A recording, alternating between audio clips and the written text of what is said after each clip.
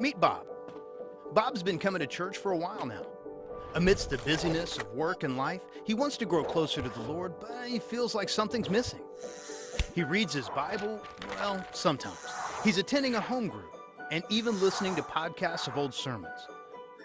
But try as he might, he just feels like something's missing. Then Bob heard a teaching on giving financially.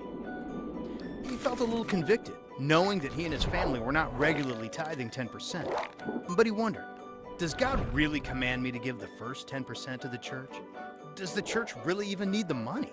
What's in it for me? Why should I give? Bob decided to dig a little deeper and look into it for himself. So he opened his Bible and really didn't know where to look. So he Googled Bible passages about money. He was very surprised to find a large number of verses about tithing, and not just in the Old Testament.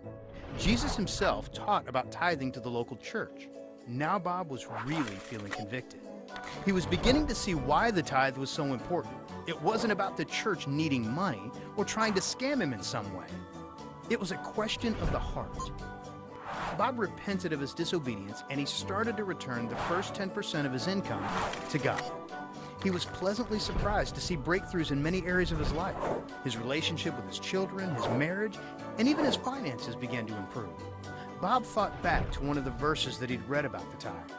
"Test me in this, says the Lord Almighty, and see if I will not throw open the floodgates of heaven and pour out my blessing upon you." Mount Zion, join us as we grow our faith through generosity with the 90-day tithing challenge. For many, the idea of bringing the first 10% of our income to the church seems overwhelming.